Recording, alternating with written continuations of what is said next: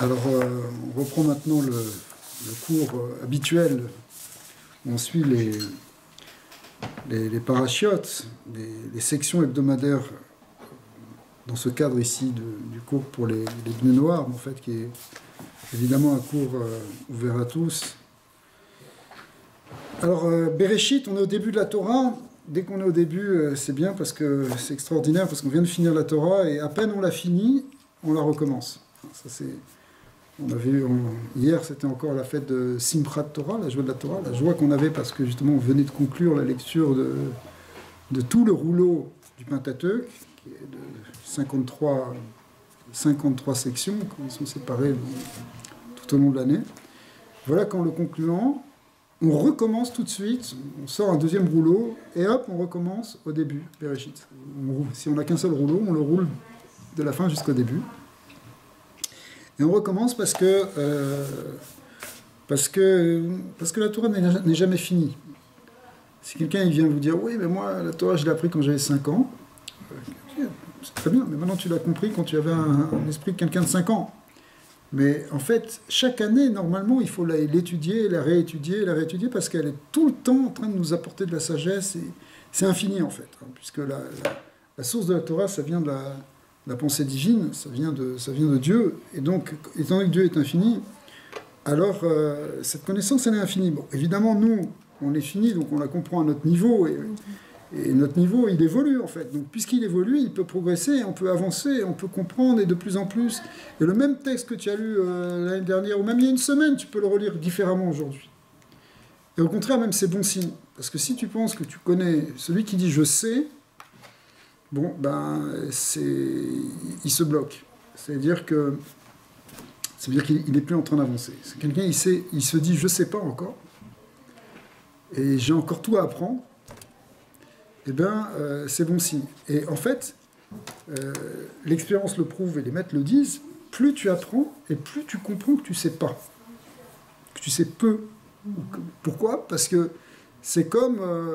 si ton champ d'horizon il grandit à chaque fois et tu vois un horizon encore plus grand, toi tu croyais que ça s'arrêtait là, ce que tu voyais, tu pensais que bon, tu connaissais ça, mais il y a encore tout ça à connaître. Mais quand tu as avancé, tu vois que ça repoussait encore. Et c'est pas qu'une question de quantité de notions à apprendre, c'est une question de profondeur. C'est-à-dire que la Torah, elle est dans sa profondeur, elle est réellement infinie, vraiment infinie, c'est-à-dire il n'y a pas de fin. Donc, évidemment, on est tout le temps en train de se renouveler. Alors, c'est intéressant parce que on va voir que la création du monde, puisque Bereshit, ça parle d'abord du récit de la création, et bien finalement, dans l'idée même de ce récit est contenue cette idée qu'on va voir, qu'on vient de voir, qui est justement cette notion d'infini. Alors, la première chose, c'est que Bereshit, ça veut dire plus qu'au début, c'est pas très très bien traduit de dire au début ou au commencement. Parce que Bereshit, ça veut dire dans le Réchit, et Réchit, ce mot Réchit en hébreu veut dire le principe, l'origine, ouais. Ce dont tout découle. Et dans ce Réchit, dans ce principe premier, c'est de là que va sortir la création. Alors, c'est quoi ce Réchit ? C'est quoi ce principe premier ? C'est en fait la pensée de Dieu, c'est la sagesse divine, ce qu'on appelle la chorma en hébreu. Et au départ, nous on le voit comme un départ temporel, évidemment c'est un départ temporel aussi pour nous, mais ça vient de quelque chose qui est de l'ordre, justement, d'au-delà du temps. On voit bien ici, dans la vision moderne, on va y revenir, dans la vision... la science actuelle utilise un modèle qui est le modèle du Big Bang. Dans le Big Bang, il y a aussi un début. Ça commence par quelque chose. C'est intéressant que la science soit arrivée aussi à une forme de conclusion, en tout cas pour la plupart, certains remettent ça en question, mais qu'il y a un début. Une vieille discussion qui existe depuis les premiers philosophes, à l'époque des Grecs déjà, est-ce que le monde est éternel ou est-ce que le monde a un début ? Le modèle de la Torah, ce que nous dit la Torah, c'est que c'est une création, donc si c'est une création, ça veut dire qu'il y a un début, il y a un commencement. Un commencement, mais qui vient de quelque chose qui est au-delà du temps, justement, qui est ce qu'on appelle ce Réchit. Alors pourquoi je dis ça ? Parce que, pour plusieurs choses. Premièrement, parce que dire qu'il y a un commencement, c'est dire qu'il y a un créateur en même temps, qu'il y a une intelligence qui crée derrière. Parce que pourquoi ça commence pas si quelque chose était là de tout temps, on pourrait dire, bon ben voilà, ça tourne comme ça a toujours tourné. Mais l'idée majeure, c'est que, bon, en fait, bon, il y a beaucoup de notions ici, c'est qu'il y a une intelligence qui est dans toute la création, et qui est, on le voit bien d'ailleurs, chaque chose est en fait le produit d'une somme d'intelligence, d'une information, dans chaque atome, chaque chose est porteur en fait d'une information, d'accord, comment dire aujourd'hui. Maintenant, dans cette idée ici de création qu'on voit aussi comme le Big Bang, bien sûr il y a des gens qui disent oui mais peut-être qu'avant il y a eu d'autres créations et peut-être que ça a commencé avant, mais concrètement il y a un moment où quand on remonte en arrière dans le temps, jusqu'à ce qu'on arrive au temps zéro, si vous voulez, de la création, ou presque au temps zéro, eh bien, à un moment, on ne peut pas aller plus loin. Ce qu'on appelle la barrière de Planck, c'est-à-dire qu'il y a un point, hein, on ne peut pas aller plus loin. Au-delà de ça, on n'est plus dans le monde physique à proprement parler. C'est-à-dire que, qu'est-ce qui se passe, si vous voulez, avant le temps zéro? Si vous demandez ça à un physicien, il va vous dire, on ne peut pas dire. On ne peut pas dire ce qui se passe avant le temps zéro, parce que ce qui est avant le temps zéro, c'est plus du temps. Nous, dans notre logique humaine, tu peux dire, ben oui, mais ok, ben, tu as commencé à un point, tu dis que c'est le temps zéro, mais avant, il y avait bien un avant. D'accord? Forcément, puisque le temps, ça zéro. En fait, non. Pourquoi? Parce que, et c'est ce que nous disent les kabbalistes depuis très longtemps, et finalement les physiciens, ils le voient aussi presque comme ça, c'est que le temps, il fait partie lui-même de la création. C'est-à-dire que quand Dieu crée le monde, nous on le dit en termes religieux, c'est-à-dire que quand Dieu crée le monde, il crée l'espace, mais il crée aussi le temps. D'accord?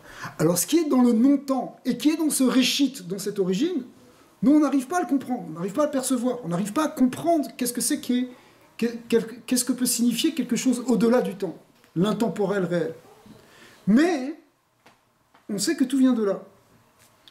Alors, le point, hein, il est que... bon, alors, dans la vision moderne, à partir d'un temps zéro, en quelque sorte, ou d'un moment où tout a commencé, alors tout l'univers était contenu dans quelque chose qui était infiniment petit, dans un point, d'une densité absolue, et puis il y a eu un éclatement, ce qu'on appelle le Big Bang. D'accord? Et à partir de là, dans les premières secondes de l'univers, il y a déjà beaucoup de particules qui se sont formées, jusqu'à ce que, après ça, le monde, finalement, les choses se sont allées en se complexifiant, jusqu'à créer les choses dans l'univers. Alors, dans la vision kabbalistique, qui date d'il y a beaucoup plus longtemps, puisque le Harizal a établi ça à partir même des lectures sur le Zohar. Le Harizal, c'est au XVIe siècle. Il explique dans un concept qu'on appelle le concept du Tzimtzum, que toute la création au départ était aussi concentrée dans un point. Sauf que ce point, c'est quoi ce point? C'est en termes, si vous voulez, en termes plus métaphysiques, c'est le point qui contient toutes les potentialités de l'existence de l'univers. D'accord? Et donc, c'est comme si... alors, il nous dit au départ qu'il y avait une lumière infinie qui remplissait tout, et puis les choses se sont concentrées en un point qui va être le point de la création, le départ de la création. C'est ça qu'on appelle le Tzimtzum. Quand on dit une lumière infinie, ça ne veut pas dire une lumière infiniment grande ou quelque chose comme ça. Ça signifie... le terme d'infini... Ça touche l'intensité? Oui, sûrement, mais c'est pas une question d'intensité ici. Quand on parle d'infini, c'est quelque chose qu'on ne peut pas percevoir. Parce que ce qu'on peut comprendre, eh bien, c'est quelque chose qu'on peut définir. Mais l'infini métaphysique représente, au niveau métaphysique, pas au niveau de mathématiques, c'est un niveau qui transcende totalement toute perception et toute approche. C'est-à-dire que quand on dit que la lumière de Dieu, la lumière infinie de Dieu remplissait tout, c'est-à-dire c'est quelque chose qui est totalement transcendant, qu'on ne peut pas arriver à comprendre, qu'on ne peut pas arriver à percevoir. Oui. Alors, maintenant, à partir du moment où cette lumière s'est concentrée en un point, ouais, eh bien, de là, on a pu commencer à comprendre un petit peu quelque chose dans la création. Comme exactement dans la physique moderne, on voit dans le Big Bang que c'est à ce moment-là qu'on commence à percevoir la création. Qu'est-ce qu'il y a avant? On ne peut pas. Avant, ça transcende. C'est pas dans la perception. Encore une fois, il y a des nouveaux modèles qui essayent de dire qu'il y a eu un avant, que ça s'est reporté, mais même malgré tout, on ne sait pas ce qui se passe. C'est-à-dire que c'est quelque chose qui est au-delà. C'est au-delà, si vous voulez, de tout horizon intellectuel. On ne peut pas comprendre. On ne peut pas saisir ce qui est avant ce temps zéro. Oui. Mais à partir de ce moment-là, oui, on peut commencer à parler. Dans notre langage à nous, c'est quand ça sort de ce réchit, enfin quand ça sort, en réalité rien n'en sort, mais quand ça commence à apparaître, que là on peut en parler. Vous me suivez? Oui.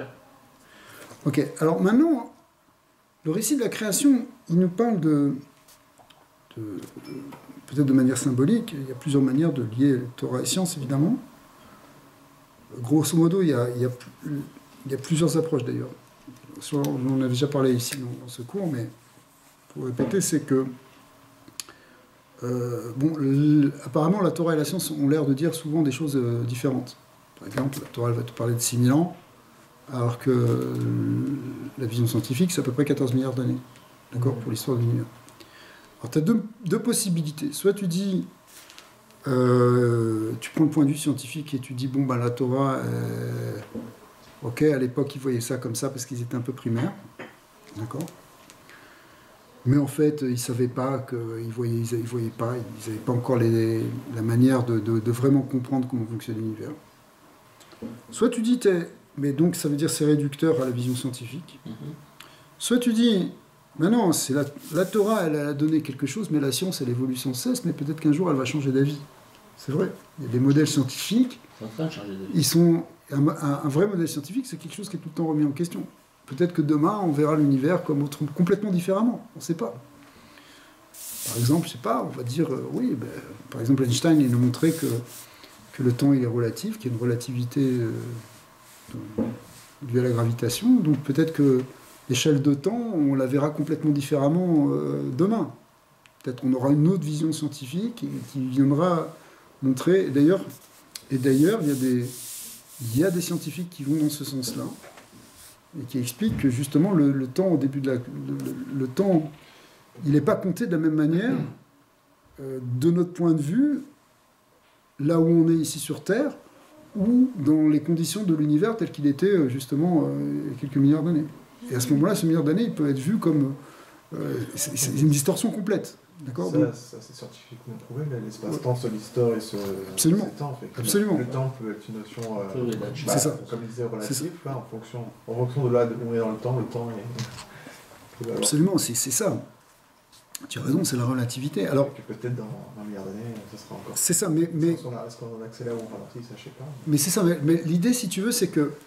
Alors, l'idée, dans ce point de vue-là, c'est que la science, elle évolue, elle change de modèle, mais la Torah, ça reste un modèle en quelque sorte éternel, si tu veux, tu vois. Alors, maintenant, il y a d'autres visions. S'il y a des visions, on essaie d'unifier les deux. Comme un peu ce qu'on vient de dire, là, de dire que il y a peut-être... on peut arriver à faire des calculs autrement, ou dire que, par exemple, les jours de la création, ce ne sont pas des jours, ce sont des ères, ce sont des grandes périodes, puisque de toute façon, les jours dont on parle, ils sont même, par exemple, on voit que le soleil et la lune sont créés le 4e jour. Alors, de quoi tu parles de jours avant? Puisque nous, notre manière de compter les jours, c'est par rapport à la rotation de la Terre sur elle-même et son mouvement par rapport au Soleil, etc. Donc, avant les astres, comment tu peux compter les jours? Tu comprends? Donc, alors, on peut jouer avec les choses d'une manière.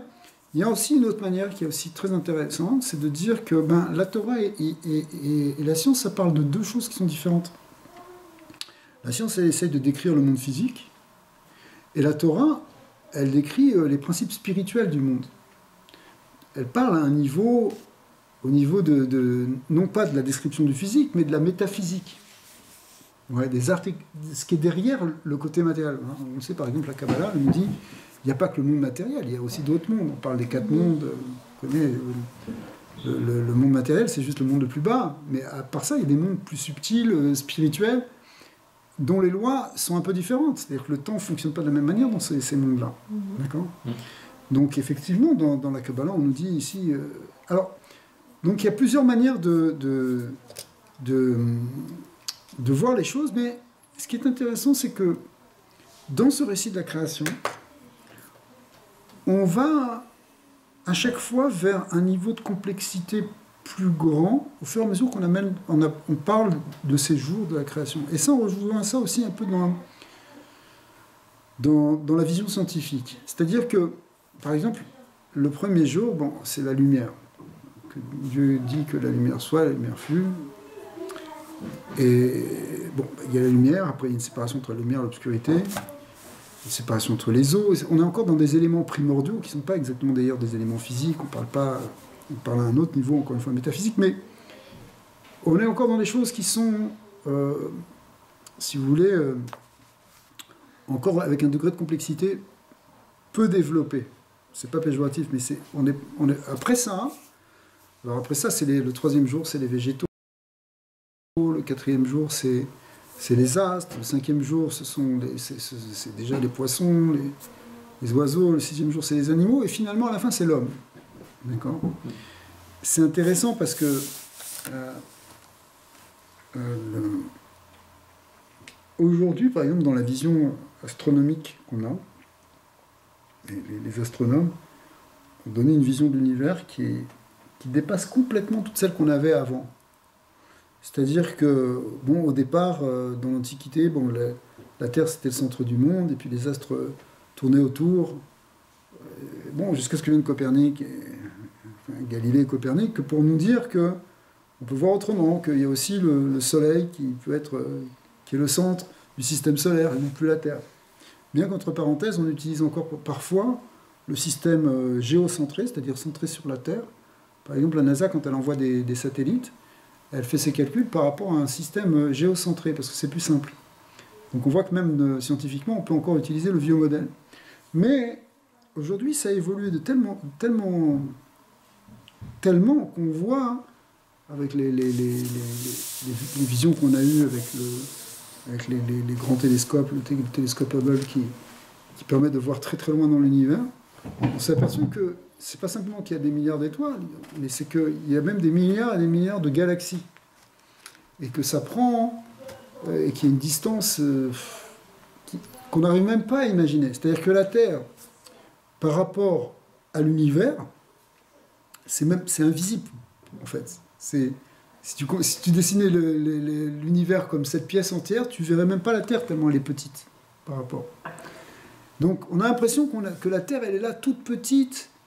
Et puis dans la Terre qui est déjà toute petite, mais qui nous paraît déjà grande, et nous on fait moins de 2 mètres de haut, je veux dire, qu'est-ce qu'on est? Donc qu'est-ce qu'on est par rapport à des dimensions qui vont jusqu'à 10 puissance 50?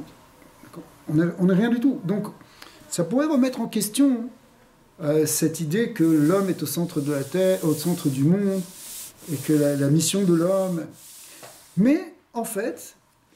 D'un point de vue scientifique, et ça c'est une idée qui est extraordinaire, je trouve, je la partage avec vous, c'est que d'un autre côté, le niveau d'intelligence et de complexité et d'information qu'il faut pour faire une cellule, par exemple une cellule humaine, c'est beaucoup plus grand que toute l'intelligence qu'il faut pour fabriquer une galaxie. Parce que la plupart tout ce qu'on sait, c'est que Tu prends une étoile, c'est une masse de gaz qui est en fusion et qui... Ok, mais c'est quelque chose qui est extraordinaire. Une étoile, c'est des milliards de fois plus grand que nous. D'accord?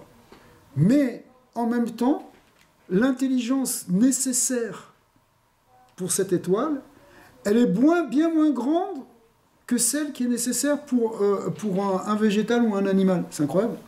D'accord? Et à plus forte raison, dans la complexité de l'être humain. C'est-à-dire que l'être humain, et on parle que du corps encore, dans sa complexité et dans sa structure, ça nécessite plus d'intelligence, plus d'informations, un programme qui serait beaucoup plus complexe que pour fabriquer une étoile. Ou pour faire fonctionner une étoile, ou faire fonctionner une galaxie, qui est infiniment plus grande. Mais au niveau de l'intelligence, c'est pas comme... Ouais. Est-ce que les astres, les planètes, tout ça, c'est considéré comme des êtres vivants qui ont conscience, une réflexion? Alors ça aussi, ça c'est intéressant, parce que si tu prends la vision de Maïmonide, qui pourtant est un rationaliste apparemment, c'est un rationaliste mais croyant, il pense que, il dit, et c'est la vision en fait du judaïsme, que une étoile aussi, elle est dotée d'une certaine intelligence. Oui, À la limite, tu peux comprendre que si notre cerveau il peut contenir une intelligence, une étoile aussi elle pourrait contenir une intelligence. Peut-être que d'ailleurs ils ont une intelligence qui nous dépasse, j'en sais rien, puisque c'est une forme d'âme, mais en tout cas c'est pas la même forme que nous. Non, Parce que l'âme, tu as raison, mais il faut revenir à la définition de ce que c'est qu'une âme.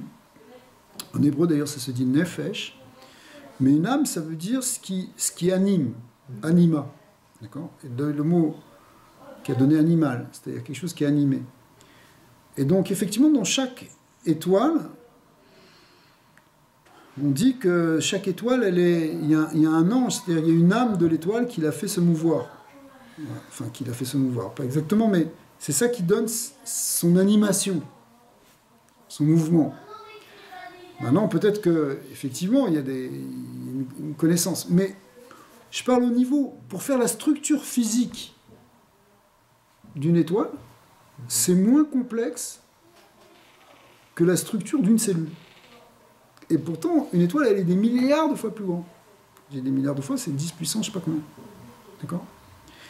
Alors, c'est intéressant, parce que c'est vrai que tu peux voir l'homme comme un tout petit point dans l'univers, minuscule, appelle une pointe d'aiguille dans une pièce entière.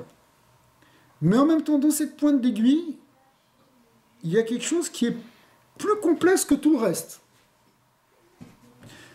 Alors ça rejoint notre vision ancestrale, où on dit qu'effectivement, l'homme, il est à la pointe de la création, il est au sommet de la création, c'est-à-dire que Dieu, il a créé tout, et puis à la fin, il a créé Adam.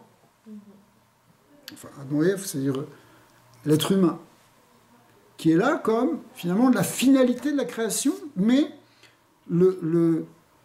en fait, tout ce qui précède, c'est pour arriver à ça. Et tout ce qui précède dans l'univers, c'est pour arriver à ça. Alors, d'un côté, tu pourrais dire, oui, mais nous, qu'est-ce que Dieu il a à faire d'un petit être qui est absolument invisible par rapport à toutes ces galaxies? Oui, peut-être tu peux voir comme ça, mais d'un autre côté, non. Parce que pour créer ça, c'est plus compliqué. C'est plus complexe. Donc il y a plus d'intérêt. Et donc, il faut plus de développement pour arriver à ça. D'accord?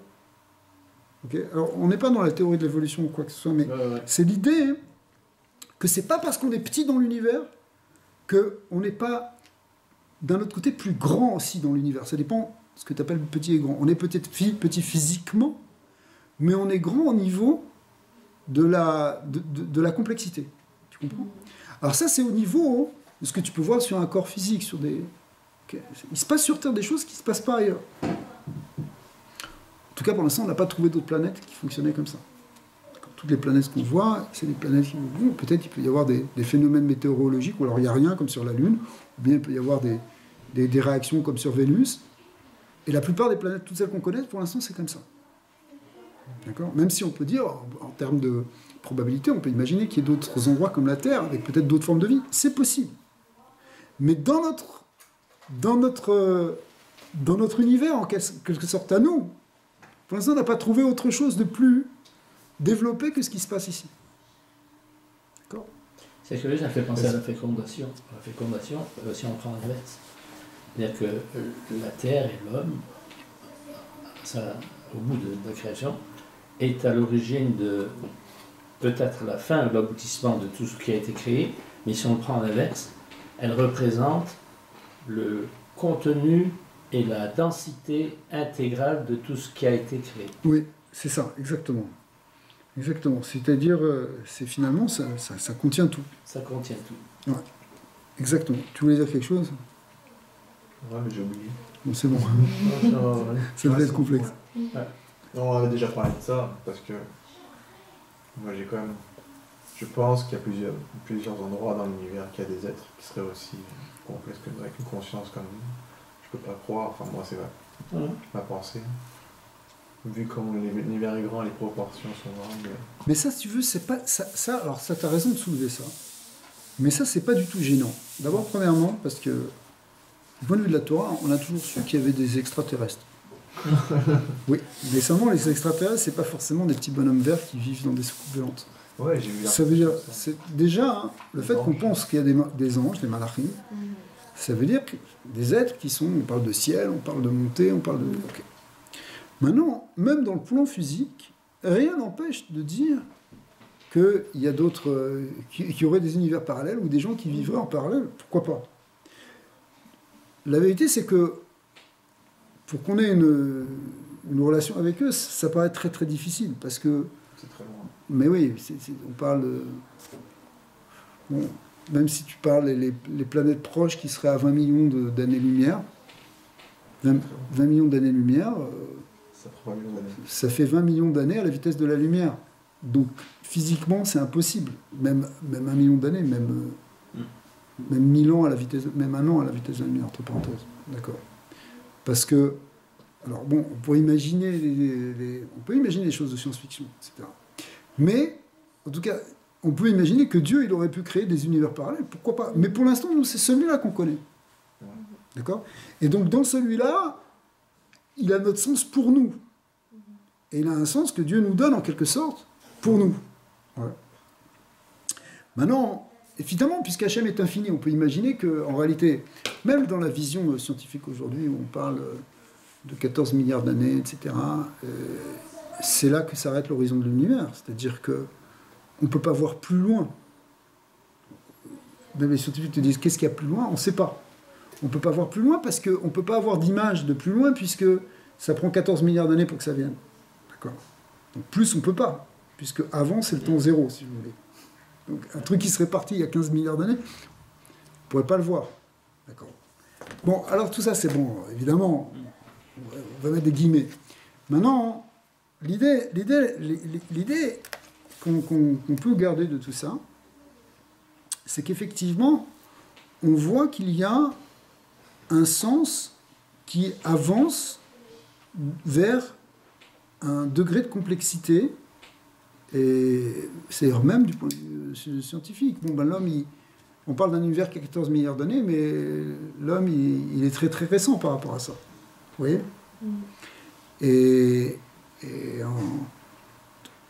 Alors, donc ça vient après dans la création. Ok? Eh bien, c'est ce que nous dit la Torah, quand elle nous dit que finalement, Adam, comme tu disais, c'est lui qui contient tout finalement. C'est lui qui contient tout. Alors maintenant, tout ça, c'est du point de vue, si vous voulez, on regarde le monde comme une création, avec son développement et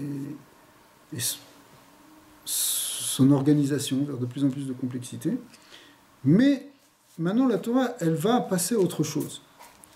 Elle ne va pas simplement s'attarder à nous décrire l'univers et sa structure et son évolution. Elle va nous donner aussi un sens maintenant qu'on va pouvoir avoir pour nous, de tout ce monde, si vous voulez. C'est-à-dire que dire qu'il y a une intelligence dans la création, ça c'est presque une évidence. On peut pas parler de hasard, ce serait vraiment... Bon, en tout cas, comme disait Einstein, Dieu il ne joue pas au dé, etc. C'est-à-dire qu'il y a un sens Et en tout cas, il y a de l'intelligence puisqu'il y a de l'information. Tu n'es pas obligé de voir Dieu comme avec une représentation comme on faisait au Moyen-Âge, ou à la Renaissance, où il y a un grand barbu assis en train de réfléchir. Tu n'es pas obligé de voir ça comme ça. Mais il y a de l'intelligence. D'accord. Alors, ce que dit la Torah, c'est que cette intelligence, elle a un but.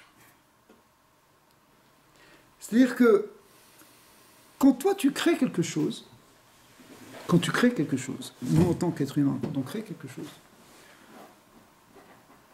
on crée parce qu'on a un objectif, on a un but. Si le monde il existe, et qu'il est créé, qu'il a un début, il va aussi vers une finalité, vers une fin. C'est-à-dire, il a un sens. Et tu ne vas pas créer une maison si tu n'as pas un désir d'habiter. De vendre ta maison pour que quelqu'un habite, peu importe. Mais en tout cas, quand tu fabriques quelque chose, c'est pour arriver à un certain but. Si quelqu'un fabrique une automobile, c'est pour qu'on puisse rouler dedans et se déplacer. Donc si le monde, il existe, c'est aussi pour quelque chose. Alors là, c'est là que le judaïsme, il a beaucoup développé, peut-être plus encore que sur le côté, ce qu'on appelle le Maaseh Bereshit, de la création proprement parler, de toute la structure de l'univers, mais plus sur le sens de l'existence finalement, et de ce qu'on a à faire dans cette création. Si on dit que l'homme, c'est lui qui finalement est l'aboutissement et le point culminant de tout cet univers, alors c'est quoi finalement le sens? Pourquoi Dieu a créé l'homme? Pourquoi Dieu a créé déjà les végétaux? Pourquoi il a créé les animaux? Pourquoi il a créé les minéraux? Mais finalement, pourquoi? Alors, l'idée qui a été développée dans les livres, il y en a plusieurs, mais une des premières idées, c'est que, les plus importantes, c'est de dire que grâce au monde, et en particulier à l'homme dans ce monde, Dieu va pouvoir se révéler, il va pouvoir être connu. C'est-à-dire que, en d'autres termes, notre existence, elle a vraiment de sens que si vous voulez, la création n'a de sens réel que si on peut y voir le Créateur. C'est dans la création qu'on peut révéler réellement le Créateur, et c'est ça quelque part le but. C'est-à-dire que tant que le monde n'était pas créé, il n'y avait encore personne pour connaître le Créateur, pour connaître Dieu. Maintenant qu'il y a le monde, il va y avoir des créatures qui vont pouvoir le connaître, le révéler, et refléter son image en fait. Hein, parce que... Et effectivement, l'homme est créé à l'image de Dieu. En particulier, on a vu dans un cours d'ailleurs récemment que c'est l'âme qui est créée à l'image de Dieu. Le corps, c'est un peu, c'est aussi, mais c'est plus éloigné déjà. Alors, l'idée, c'est que finalement, comment ça va se traduire? Ça va se traduire par un monde où il y aura des hommes qui vont être des vraies créatures, mais en même temps, c'est des créatures qui laissent de la place au Créateur. C'est ça la grande difficulté, la grande ambiguïté pour l'homme, c'est que l'homme, il peut se prendre lui-même pour un Dieu et oublier qu'il a un Créateur, il oublie qu'il a un Maître. Et vous savez, une fois, hein, on dit, le Midrash raconte que Abraham, une fois, il est arrivé devant une espèce de cité, et c'était un grand château comme ça, et c'était la nuit, et il y avait beaucoup de lumière. Des lampes allumées, des torches. Et il a dit, c'est pas possible, une villa, un château comme ça, s'il n'y a pas un maître de ce château. Parce qu'il faut bien qu'il y ait quelqu'un qui ait allumé ou qui ait ordonné d'allumer. Donc dans le monde aussi, il y a des lumières qui sont une forme d'intelligence. Il faut aussi qu'il y ait aussi un maître du monde. Et finalement, quand tu vas dans une maison de quelqu'un, ça reflète la personne qui y habite. Une maison, c'est un reflet de ce que tu es. tu peux connaître un peu quelqu'un en voyant comment c'est chez lui. Si c'est tout désordonné, c'est ok, tu vois que c'est quelqu'un qui est désordonné. Si tu vois c'est bien ordonné, si c'est repeint, etc., tu vois que c'est quelqu'un qui est plus structuré. Ouais. Ça peut être un reflet trompeur, parce que tu peux avoir des gens qui... Mais ok, ils n'ont pas les moyens. En tout cas, c'est un reflet quand même de quelque chose, de ce qui se passe. Eh bien, le monde aussi, c'est un reflet du maître du monde. Et notre travail, c'est de montrer et de révéler ce maître du monde dans le monde. Au tout début du livre de Bereshit, Bereshit bara Elohim et Hashem v'Taretz, Dieu a créé le monde,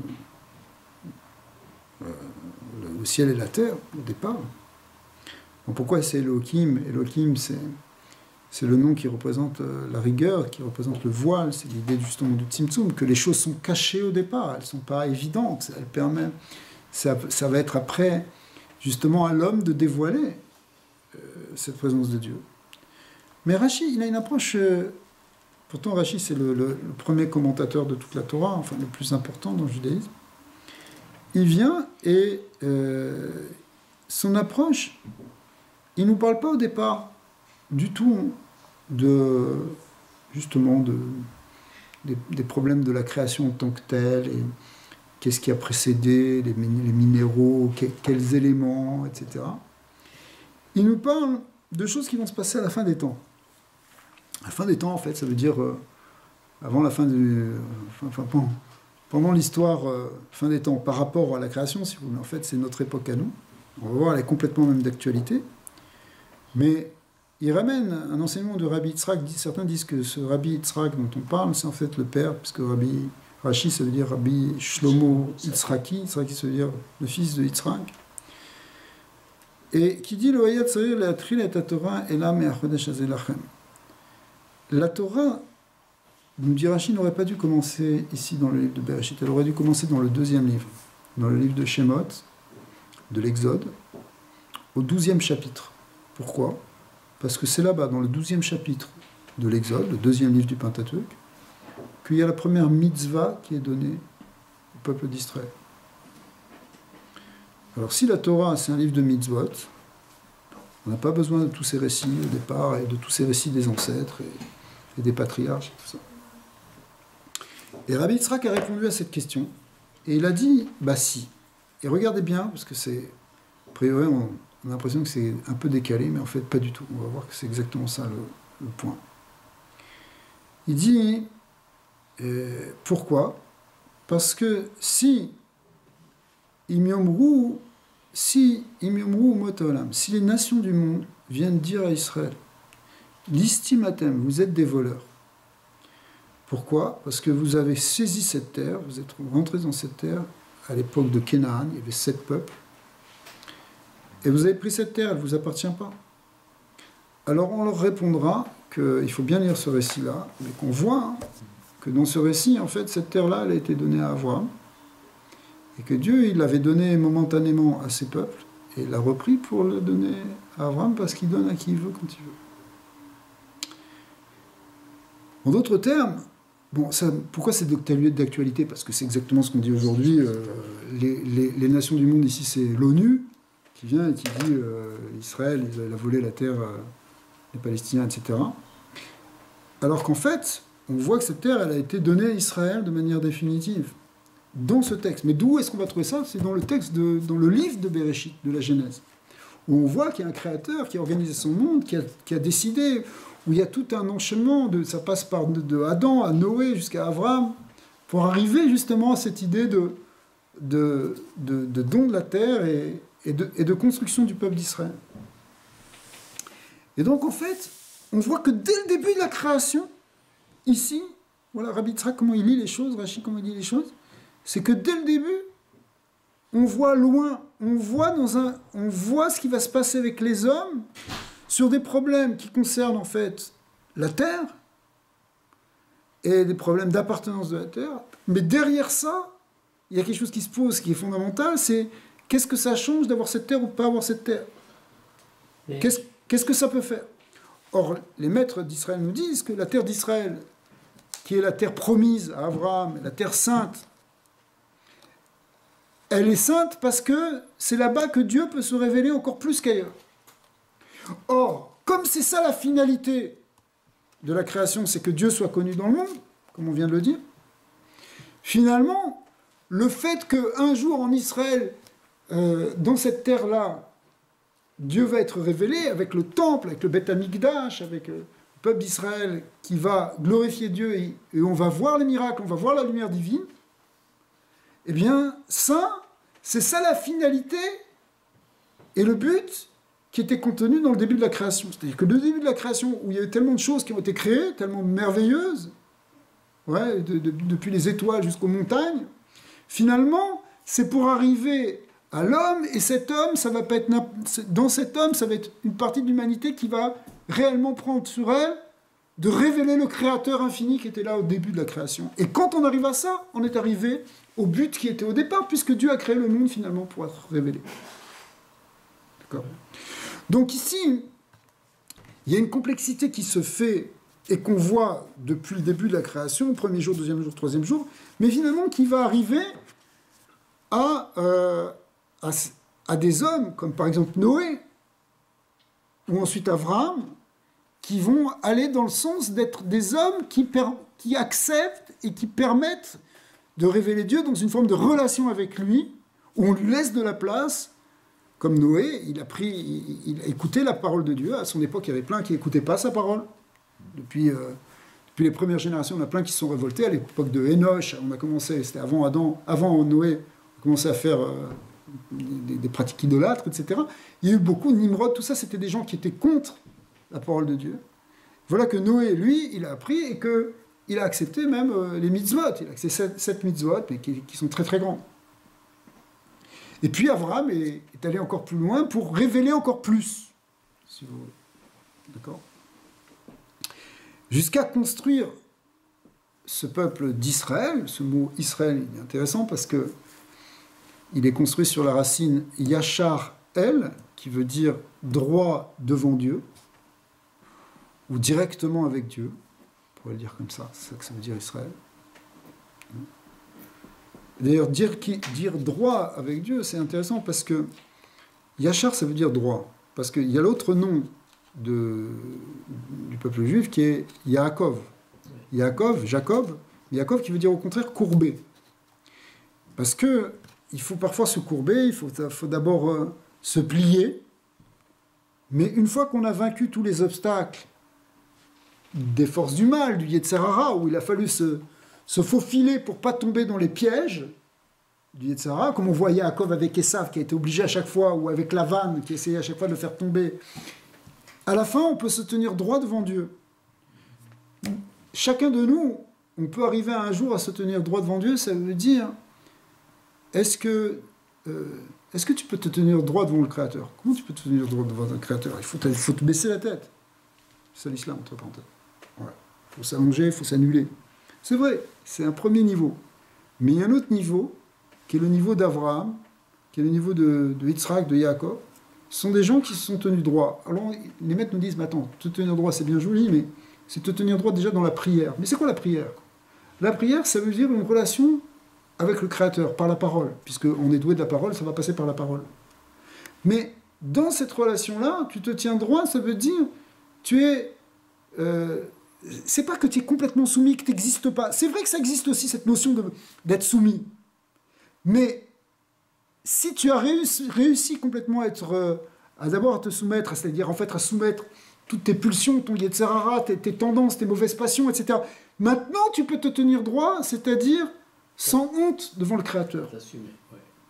Et ça, c'est la finalité de l'homme, parce que Dieu n'a pas créé une créature pour qu'elle soit une lavette, pour qu'elle soit complètement passive. Dieu, il a donné le libre arbitre à l'homme, pour qu'il utilise ce libre arbitre de manière indépendante et responsable. Maintenant, peut-être qu'au départ, il faut casser notre Yetzirah, il faut casser notre tendance au mal, mais à la fin, il faut qu'on arrive à construire des êtres humains qui soient droits devant Dieu, sans orgueil, sans aucun orgueil. Parce que si tu as encore de l'orgueil, alors il faut que tu te baisses. Et tu vas te baisser jusqu'à ce que ça va partir. D'accord. Mais une fois que c'est parti, tu peux... pour ça, il faut arriver qu'il n'y ait plus du tout d'orgueil. Et là, tu peux te tenir droit. D'accord? Mais quand tu te tiens droit, c'est ça, en fin de compte, ce qu'on appelle Israël. Et cette révélation d'Israël, qui est en même temps la révélation qui se fait sur la terre d'Israël, sur cette terre sainte, c'est ça la finalité, en quelque sorte, de la vie terrestre. C'est pour ça qu'on attend le Mashiach, que Mashiach, c'est au contraire, que Israël va vraiment trouver sa place, et que les nations aussi, elles-mêmes, elles vont faire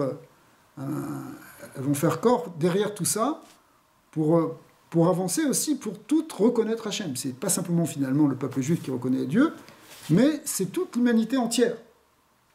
Sauf qu'Israël, en quelque sorte, il montre la voie, il est le phare qui donne ce repère par rapport à ça. Et c'est ce qu'il a perdu auprès des nations, parce que justement, vous disiez tout à l'heure, la Torah, c'est quoi? C'est à pouvoir voir, on a vu avant les autres, on a vu cette vision-là. Ouais. Autour de nous, il y a des gens qui n'ont pas vu, qui n'ont pas entendu, qui n'ont pas voulu entendre, et qui, une fois qu'ils ont compris plus ou moins, ils ont voulu copier. Ils ont voulu copier quelque chose qu'ils n'avaient pas totalement compris. Oui, mais c'est sûr qu'il y a eu des déformations. Dans l'islam et dans le christianisme, c'est sûr. C'est sûr. C'est sûr, ce sont quelque part des adaptations au judaïsme, mais qui ne sont pas complètes.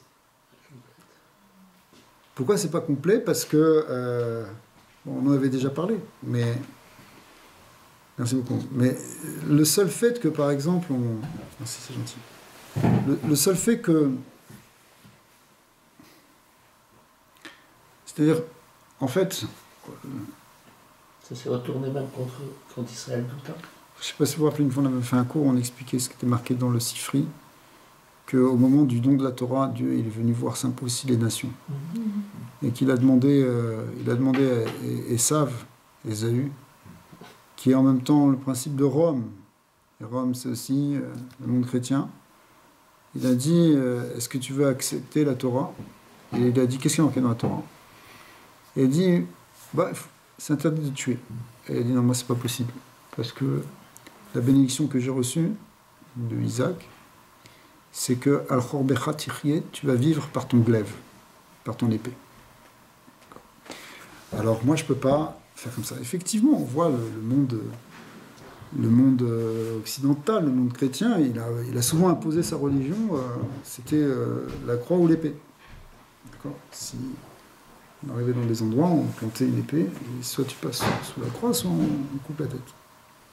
Ça s'appelle Al-Khor Becha Tichye. Mais ça, c'est quelque chose qui est contraire, pas simplement à la Torah d'Israël, enfin je veux dire à la Torah du peuple, aux 613 mitzvot du peuple juif, mais qui est contraire aux 7 lois de Noé.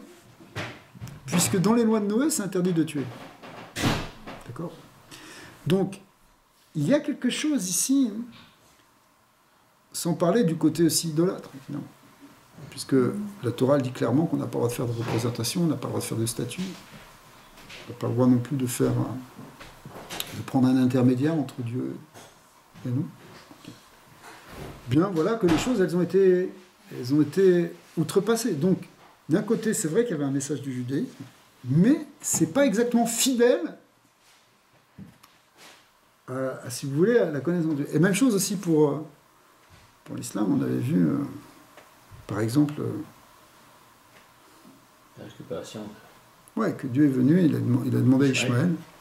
Il a demandé à Ishmaël, il a dit, qu'est-ce qui est marqué dans cette Torah? Il a dit, c'est interdit de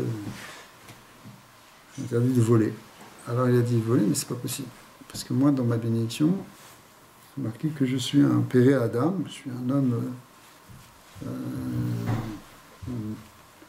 qui vit dans des contrées arides et difficiles, désertiques, et qu'il va faire des razzias un peu partout. Aujourd'hui encore, tu vois des gens qui, au nom de l'islam, font ouvertement, de manière voilée, pour le dire, des razzias. Tu vois, tu vas me dire, peut-être qu'ils ne sont pas représentatifs de l'islam véritable, mais n'empêche que c'est au nom de l'islam, et c'est intéressant parce que ça a toujours existé. Voilà, l'État islamiste, c'est pas un truc nouveau, ça existait déjà à l'époque du Moyen-Âge. Les Almohades qui ont... Maïmonide a été obligé de fuir. De fuir, bon, parce qu'il y avait quelque chose qui ressemblait à l'État islamique aujourd'hui. Ouais. Ah, ça, c'est aussi, quand on dit d'ailleurs l'interdit de voler, dans l'interdit de voler, c'est pas simplement voler des objets ou de l'argent, c'est aussi même voler des personnes. Par exemple, dans les 10 commandements tels qu'ils sont marqués dans la Torah, il y a marqué le 6e des 10 commandements, c'est tu ne tueras point. D'accord ? Et après, le 8e, c'est tu voleras pas.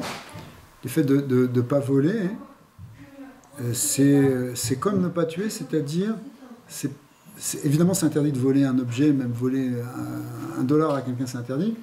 Mais là-bas, dans les 10 commandements, ça parle même et surtout de l'interdit de voler des personnes, de kidnapper. Ça, c'est considéré comme tuer. Parce que justement, ça vient juste après l'interdit de voler, de tuer ou d'adultère, etc. C'est dans la même dimension, c'est l'interdit de voler des personnes, c'est comme tuer. Alors, cette idée-là, tu ne peux pas la justifier par la religion. Tu comprends ? Il va y avoir toujours des gens qui malheureusement tuent ou volent, etc. Mais est-ce que tu justifies ça dans une religion ou pas ? Est-ce que tu peux dire que la fin justifie les moyens et que pour arriver à établir justement le règne d'Allah sur Terre, il faut... est-ce que tu dis qu'on a le droit de tuer ou est-ce qu'on a le droit de voler ? La Torah, elle est contre cette idée. Il n'y a pas de fin qui justifie les moyens. C'est possible qu'il y ait peut-être des fois des guerres à faire et que dans la guerre, il y a des lois, effectivement. Mais malgré tout, malgré tout, tu ne peux pas le justifier comme une partie prenante de cette religion. Et donc la Torah d'Israël, effectivement, pour revenir à ça, elle a été prise, mais elle a été prise en otage dans quelque chose qui est au fond contraire à cette Torah. Et les choses bonnes qu'on a retrouvées dans les autres religions, c'était des choses qui étaient de la Torah, effectivement. Le fait d'aimer son prochain comme soi-même, c'est avant d'être d'aimer son prochain, avant d'être dans les évangiles, c'est dans le Lévitique. C'est un verset du Lévitique. Tu aimeras ton prochain comme toi. Donc, ces choses-là, les choses bonnes, elles ont été prises de la Torah. Et les choses pas bonnes, ça a été des déformations ou des déviances par rapport à la Torah. En tout cas, c'est notre vision. Et ça demande, si quelqu'un veut étudier ça, on peut essayer d'étudier ça de près.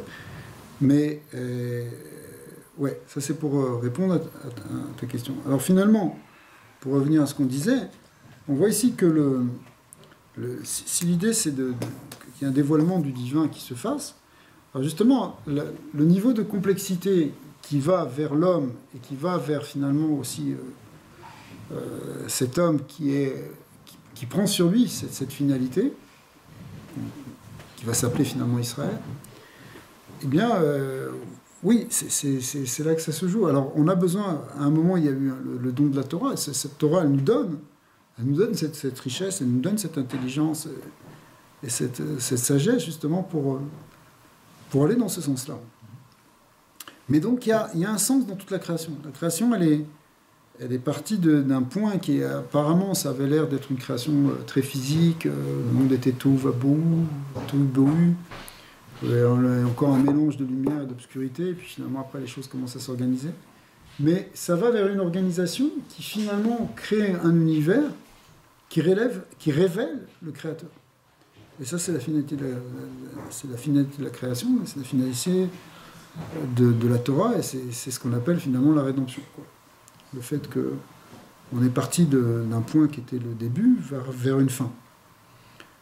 Alors voilà, on est dans ce chemin-là. On est encore au début maintenant de la Torah, mais ça nous donne une direction dans cette lecture de la Torah. La Torah, elle va nous amener finalement à... C'est pour ça d'ailleurs que le dernier mot du Pentateuque, puisqu'on a commencé avec Bereshit, mais le dernier mot, ça va être Israël. Si vous regardez, tous les grands miracles que Dieu a fait aux yeux d'Israël. C'est le mot Israël. Parce que Israël représente justement cette idée-là de l'humanité. On dit que quand il y aura Mashiach, en fait, non, toute l'humanité, elle va être élevée à ce niveau-là, d'Israël. Même la terre entière va devenir comme la terre sainte. Et la terre sainte, elle va devenir encore plus sainte, si vous voulez. Elle va devenir comme Jérusalem. Jérusalem va devenir comme le temple. Donc il y a une élévation vers la sainteté, toujours. Mais le monde entier, finalement, il va arriver à ça.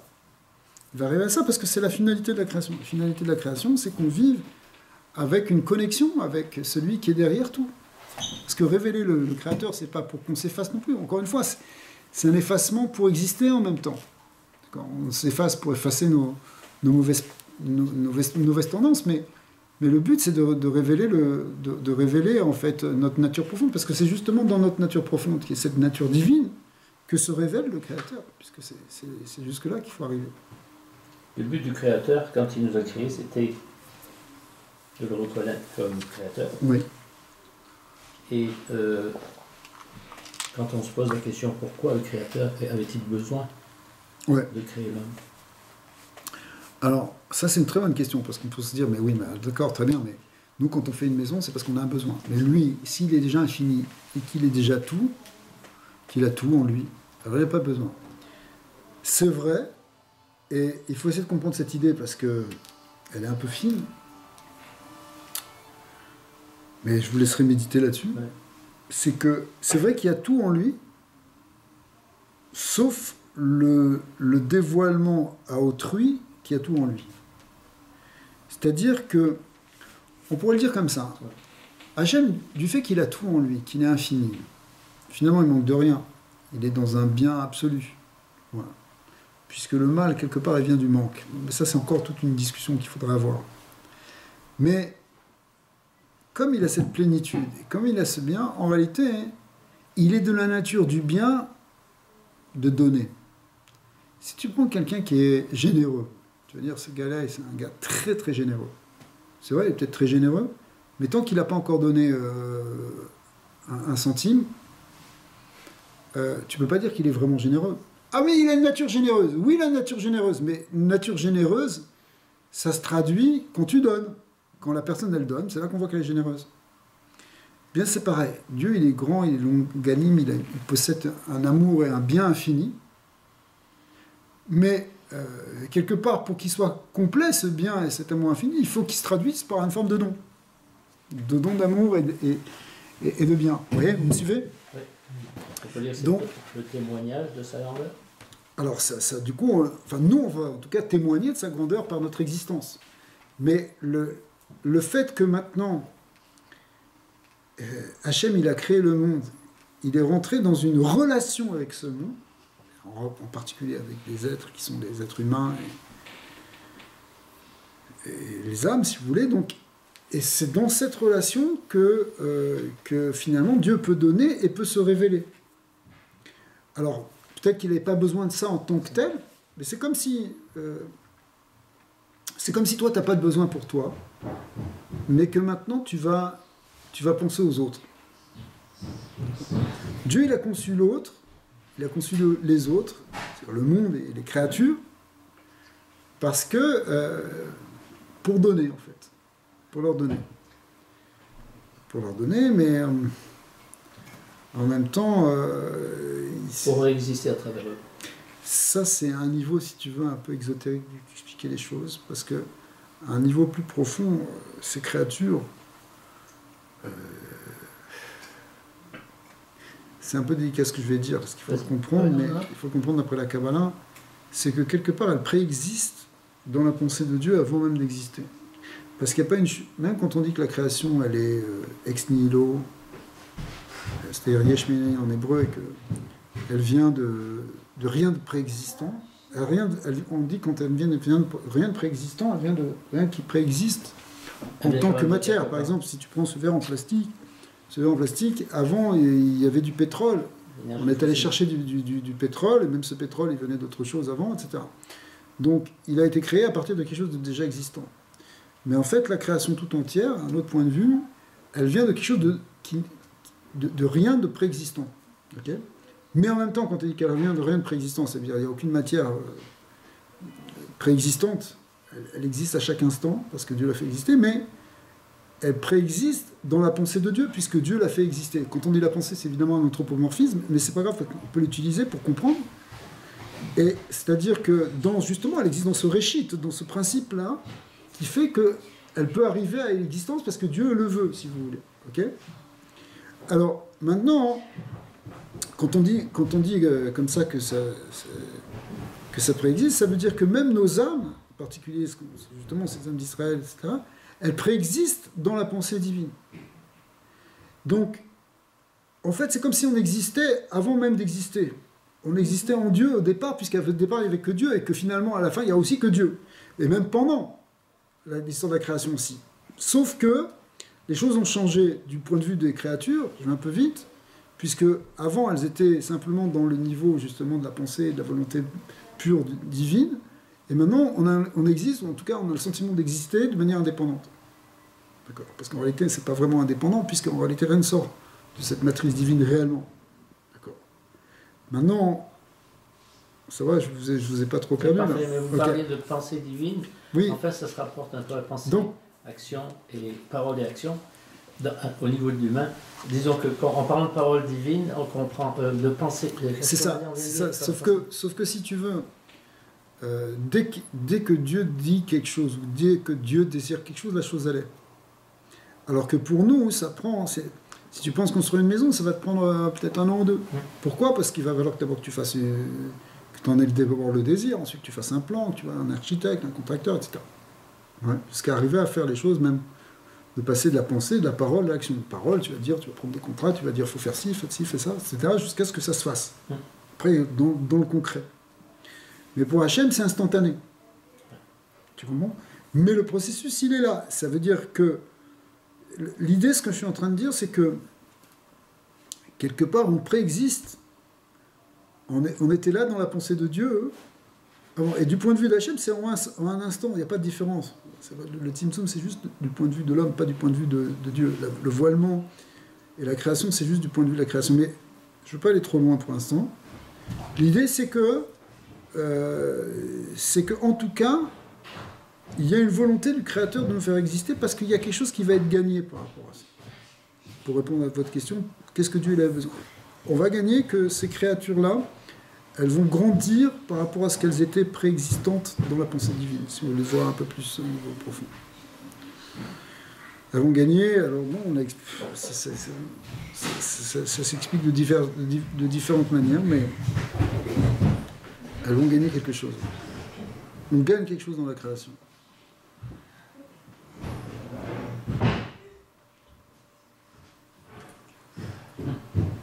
Le genre, Ouais. Vas-y, Ouais. Non ? Ouais. Mais alors, la fin des temps, c'est quand ? D'accord, quoi ? C'est la fin ? Alors, vous voyez, quand on dit la fin des temps, c'est un grand mot. Parce que j'avais la même question, je pensais à l'époque messianique. Enfin, non, excusez-moi, peut-être que je ne sais pas du tout, parce que l'époque messianique qu'on vit, c'est pas la fin des temps. Non. D'abord, par rapport à ça, il y a plusieurs étapes. Il y a une étape où les choses ne changent pas vraiment fondamentalement dans le monde. Et puis petit à petit, après, les choses, elles s'affinent, elles deviennent de plus en plus spirituelles. Tu vois, par exemple, même à un niveau très concret, la vie qu'on a maintenant, elle n'est pas exactement la même que celle qu'on avait il y a 100 ans, par exemple. Avant l'électricité, avant la... Regarde comme ça a changé, les téléphones, Internet, etc. Où tout est beaucoup plus rapide, beaucoup plus virtuel. Okay. Alors on peut imaginer, pour essayer de comprendre, que le monde aussi il va évoluer, pas finalement dans sa nature même de fonctionnement. On sera peut-être beaucoup moins, on utilisera peut-être beaucoup moins le côté matériel qu'aujourd'hui. Alors, dans l'idée de l'ère messianique, effectivement, il y a plusieurs étapes. Il y a une étape où d'abord les choses ne changent pas tellement, puis après ça change. Par exemple, on dit, Maïmonide dit, au départ, quand Mashiach est là, il y a encore des riches et des pauvres, il y a encore des gens malades. Mais regarde, scientifiquement, on peut arriver à comprendre qu'on est en train de développer de plus en plus de richesses et de moins en moins de maladies. En tout cas, d'avoir de plus en plus de possibilités de guérir Il y a des nouvelles maladies, il y a des choses comme ça, mais C'est sûr. déjà on a repoussé, on voit bien qu'on a repoussé l'âge moyen de mortalité, etc. Donc on voit que même dans la nature, même physique du monde, il peut y avoir un changement. Et un changement qui va venir d'autant plus que la connaissance va aller en grandissant. Parce que c'est ça l'idée, en même temps d'aller vers cette complexité, c'est d'aller vers la connaissance, et la connaissance de Dieu, ultimement, si vous voulez. Est-ce qu'on va récupérer ce qu'on a perdu en spiritualité, en connaissance à l'époque d'Adam? Oui, on va récupérer, et même on va aller encore plus loin, parce que on va revenir au niveau de Adam avant la faute, et après on va arriver au niveau que Adam il aurait pu atteindre s'il n'avait pas fauté. Ça veut dire qu'on va monter dans des degrés. C'est pour ça qu'à ce moment-là, on ne peut plus à proprement parler de fin des temps. On peut parler de fin d'un temps. Ou de fin d'un temps, ou de transformation de la notion même de temps. Parce que, si le temps il est relatif, on le comprend par rapport à la relativité, et par rapport à la gravitation, on comprend comme ça, hein, par rapport à la gravité, mais l'idée, c'est que aussi le concept de temps, il va évoluer même spirituellement. Tu vois bien qu'à un niveau psychologique, le temps, déjà, il peut être très variable, il peut être très relatif. Quand quelqu'un est jeune, il a l'impression que le temps passe plus longtemps, plus longuement que quand il est plus vieux. Plus on avance dans le temps, l'année est déjà terminée. D'accord ? Alors qu'un enfant, l'échelle de temps lui paraît beaucoup plus longue. Parce qu'en fait, son niveau de développement n'est pas le même. Mais quand nous aussi, on va grandir spirituellement, le rapport au temps, et ce ne sera pas simplement un problème psychologique, mais le rapport au temps et le vécu du temps va être différent. Déjà aujourd'hui, que je te dis, même si tu te prends à un niveau complètement matériel, tu peux faire en une journée des choses que tu ne pouvais pas faire avant. Je ne sais pas, si tu voulais... voilà, je sais pas, je racontais une histoire aux enfants, là, à l'époque du Baal Shem Tov, il y a 200 ans. Alors le Baal Shem Tov, il avait écrit une lettre à un grand maître qui était en Israël. Lui, il habitait en Ukraine. Il a envoyé un grand maître, Rabbi Chaim Ben Attar, un grand maître qui habitait en Israël. Alors pour lui envoyer cette lettre, il a donné cette missive. La personne qui l'a amenée, ça lui a pris plusieurs semaines et plusieurs mois pour l'amener. Après, le temps qu'il trouve le maître, etc., ça a pris... Bref, pour qu'il reçoive la réponse, ça a pris plus d'1 an. D'accord ? Aujourd'hui, c'est un email, c'est dans la minute même, tu as répondu à la chose. Donc, à l'époque où il fallait 1 an pour faire une lettre, aujourd'hui, en 1 jour, tu peux faire 1000 lettres. Presque. Tu envoies un email groupé à 1000 personnes. N'est-ce pas ? Ok ? Et c'est... Alors, tu veux aller si du Canada, tu voulais aller en Israël, ça te prenait plusieurs mois. Si tu pouvais le faire un jour. Aujourd'hui, tu prends un avion, en 15 heures, tu y es. Okay, en 15 heures, ça nous parle. Ah, quel voyage, c'est horrible. Mais c'est rien. C'est rien. Quand tu penses que pendant des milliers d'années, des milliers de générations, les gens bon, je parle peut-être pas du Canada, mais pour aller du nord de l'Europe au Moyen-Orient, ça leur prenait des mois. D'accord ? Aujourd'hui, en quelques heures, et pas trop de désagréments, tu y es. D'accord ? Ça veut dire que notre rapport au temps a complètement changé. Et ça, on peut le comprendre, si vous voulez, d'un niveau purement scientifique. Mais on peut comprendre aussi que plus on va devenir spirituel, plus il va y avoir un rapport à l'espace et au temps qui va être différent. La matière, on sait que la matière est l'énergie, etc. On va vivre la matière d'une manière différente. C'est pour ça que les tzadikim, qui sont déjà dans des hauts niveaux, pour eux, la matière et le temps n'est pas de la même manière. Pas fondu. Okay, ça ne fonctionne pas de la même manière. Pourquoi ? Parce qu'ils sont déjà dans un niveau spirituel supérieur. Mais quand tout le monde va monter vers ce niveau, tout Adam, si tu remontes vers ça, toute l'humanité elle remonte vers ça, donc ça change. Et on utilise à la fois les côtés spirituels et à la fois les côtés scientifiques. C'est ça qu'il va y avoir une réunion des deux. C'est parce qu'en fait, les deux aussi, c'est de la connaissance qui est donnée par Hachem. D'accord ? Pourquoi un gars, il a une intuition de découvrir telle chose ? En réalité, c'est aussi une forme de sagesse c'est une forme d'intuition qui vient d'en haut. D'accord ? L'homme, il cherche, mais finalement, il reçoit. Il n'invente pas vraiment, il découvre.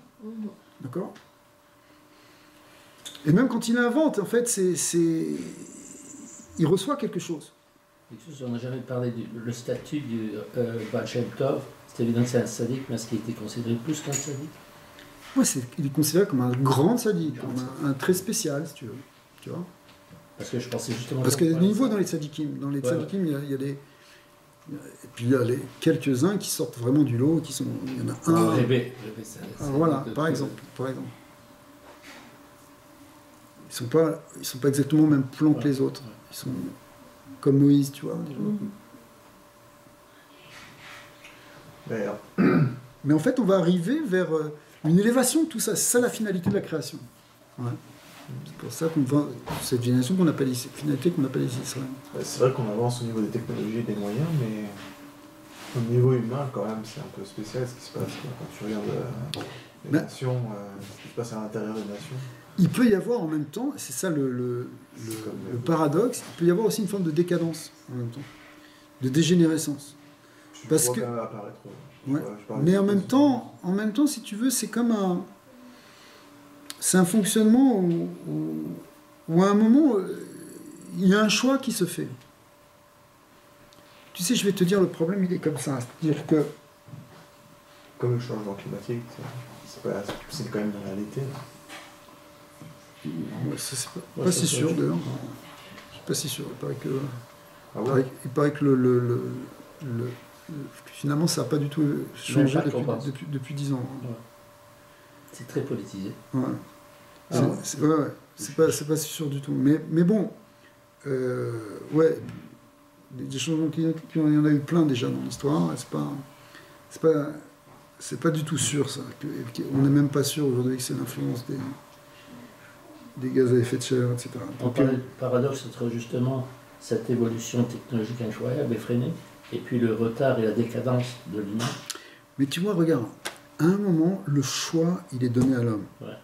Et le choix, on l'a lu là dans le livre, dans le Deutéronome, c'est marqué clairement, je mets devant toi la vie et la mort. Et Dieu nous dit, tu choisiras dans la vie. Tu choisiras, tu choisiras la vie.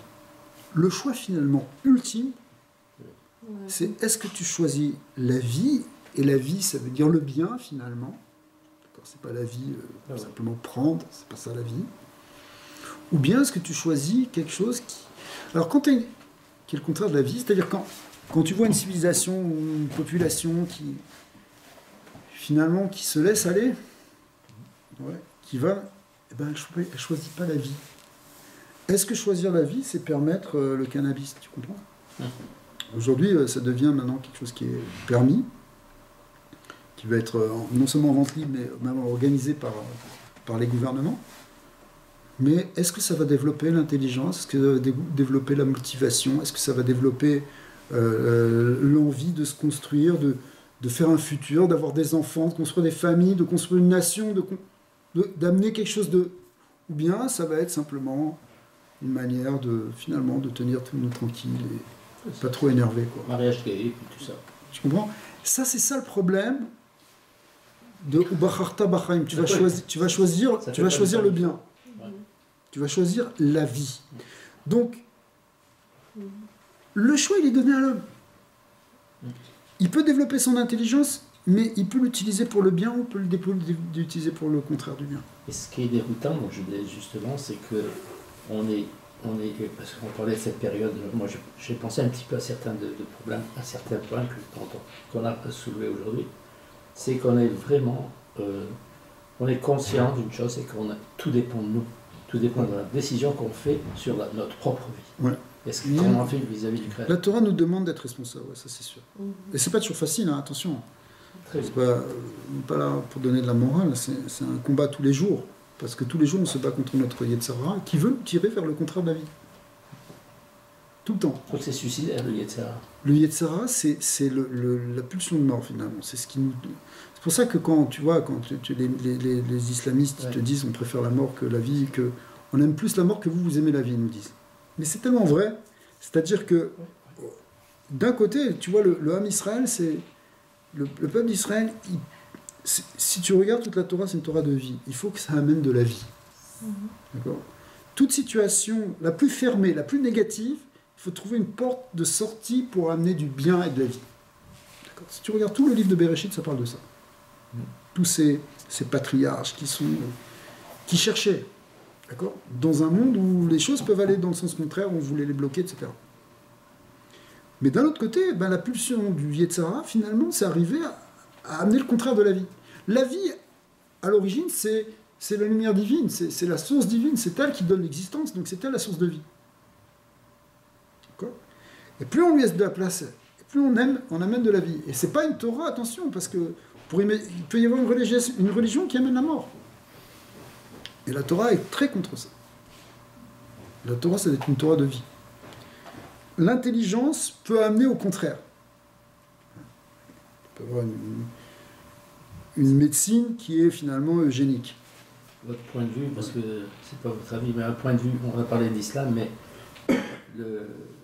les adeptes de Jesse, on les appelle, de Jean Coutu, pour ne pas prononcer son nom, pour certains qui ne veulent pas le prononcer. De Jésus. De Jésus. Ouais.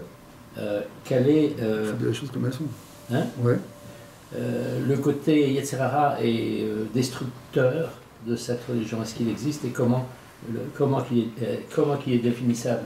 Parce que moi, je vois ma façon, mais c'est un avis qui est intéressant à avoir. Écoute, peut-être on fera un cours là-dessus. Ça fait c'est beaucoup de que choses à développer. Mais, parce mais je veux dire juste une chose, c'est que c'est inconcevable pour nous, en tant que juifs, de diviniser premièrement un homme, et deuxièmement d'en faire une représentation sur une statue. En tout cas, c'est peut-être pas tous les chrétiens qui font ça, mais et en plus d'un homme mourant ou mort, d'accord. C'est presque pour nous diviniser la mort. C'était un peu cette image que j'avais par rapport à ce que tu dis. Alors ça, c'est sûr que c'est quelque chose qui est très très choquant parce que c'est le contraire de la vie. Pour nous, au contraire. C'est aussi le contraire de la vie.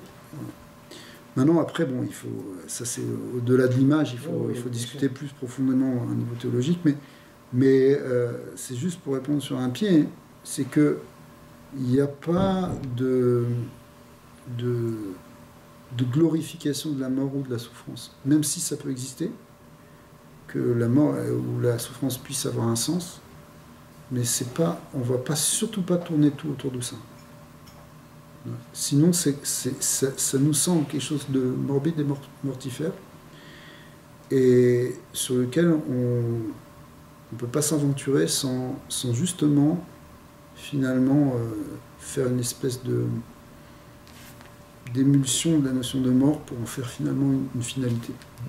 Et ça, on ne peut pas accepter, puisque la finalité, pour nous, c'est la vie. C'est pas que la vie physique, évidemment, c'est pas que la vie matérielle, mais c'est la notion de vie, un sens profond, qui est aussi dans la vie sur Terre, évidemment. Donc, il y a beaucoup de choses à parler. C'est pas sur un pied, évidemment. Il faut faire un cours entier là-dessus, même plus peut-être. Mais l'image que j'ai, c'est Rabbi Akiva qui a été. Oui. Rabbi Akiva aussi, il a été sanctifié d'ailleurs à la même époque. Enfin, sanctifié. Il est mort en ce qu'on appelle en Kiddush Hashem. Mais on ne fait pas de Rabbi Akiva un dieu. Bien qu'il était dans un niveau peut-être beaucoup plus supérieur, évidemment. Et c'est un des plus grands maîtres du judaïsme. C'est lui qui a enseigné justement le fait que le grand principe de la Torah, c'est tu aimeras ton prochain comme toi-même. Verset qui est marqué bien avant lui dans le Lévitique, mais il a dit que, en fait, tout autour de ça, on n'a pas attendu Jésus pour ça, d'accord. Et il est mort, puisqu'il est mort aussi, il a été lui aussi, plus que ça, il a même été découpé, etc. Enfin, une cruauté par les Romains à l'époque, mais on n'en fait pas un espèce de parcours de la croix ou un truc où on reprend sa souffrance comme ça. Non, ça c'est... On ne cherche pas à ça. Les martyrs, c'est pas ça qui manque dans le judaïsme. Il y en a plein. On peut et c'est pas sur ce point-là surtout qu'on va les admirer. D'accord ? Ils méritent leur admiration déjà avant d'être morts en martyr. Sinon, en martyr, leur âme les a quittés dans une sanctification du nom, mais ça s'arrête là. On ne va pas, surtout pas en faire, encore moins en faire une statue ou une représentation. Ça, c'est pas possible. D'abord parce que ça transgresse le deuxième des 10 commandements, et ça transgresse le premier des commandements de Noé. D'accord ? Donc c'est pas possible. On ne peut pas faire diviniser quelqu'un. À part ça, on peut comprendre qu'un homme, il se rapproche de Dieu, il est devant Dieu, il est dans une relation presque, entre guillemets, presque... Il peut parler face à face avec Dieu comme Moïse, mais il reste une créature. Je peux penser aussi à Moshe Rabbeinu, qui n'a pas été enterré en Israël. Est-ce que les sages considèrent que c'est parce qu'il y a une version officielle, bien la version qu'on connaît, mais est-ce que c'était aussi pour éviter cette... Oui, ce que dit le Talmud, c'est effectivement, c'est le fait qu'on ne sache pas exactement où il est enterré, c'est pour éviter qu'on en fasse un lieu, un lieu idolâtre. Parce que l'idolâtrie, c'est la facilité, en fait. C'est trouver un billet c'est ça. Plus facile pour accéder à Dieu. Et c'est ça. C'est intéressant ce que tu dis, c'est une forme de facilité. Bon, on va s'arrêter là. Non, c'est pas ça. Parce que nous, on ne cherche pas la facilité, on ne veut pas que ce soit trop compliqué. On veut pas que ce soit trop compliqué non plus. Non. Si tu regardes toute idolâtrie, à partir du moment où tu ne crois pas en Dieu, si le fait de ne pas croire est une forme d'idolâtrie. Oui, c'est ça, c'est-à-dire effectivement. C'est une idolâtrie, de toute façon. C'est pour ça que. C'est pour ça que dans les 10 commandements, si tu veux, le premier et le deuxième, c'est la croyance en Dieu, dans le Dieu unique, et le deuxième, c'est l'interdit d'idolâtrie. En fait, c'est deux facettes de la même chose. C'est-à-dire que si tu crois dans le Dieu unique, tu ne peux pas croire à d'autres dieux, et si tu ne crois pas à d'autres dieux, finalement, tu crois dans le Dieu unique. Tu vois ? Ça dépend comment tu Avant l'Exode, est-ce qu'on était idolâtre ? Avant l'Exode, c'est-à-dire quel Exode ? Avant l'avènement de la Torah. Je veux dire, avant... Au départ, l'humanité n'était pas idolâtre. Elle a commencé à le devenir après Noé, c'est-à-dire la 4e génération. Et puis après, il y a eu des moments où ça allait mieux avec Noé qui a recommencé à ramener le monothéisme. Ça s'est reperdu après. Et puis Avram a ramené ça. Mais l'origine, c'est qu'au départ, normal, c'est pour ça que voir le monde préhistorique comme forcément idolâtre, c'est peut-être pas juste. Tu vois ? Au contraire, il y avait peut-être au départ une perception du créateur unique et absolu. Et après, c'est une forme de dégénérescence à chaque fois. D'accord. Donc on est toujours, comme tu dis, peut-être la facilité, c'est peut-être la pulsion négative qui l'emporte, qui fait qu'à un moment, ça dégénère. Ouais. Mais nous, on va régénérer.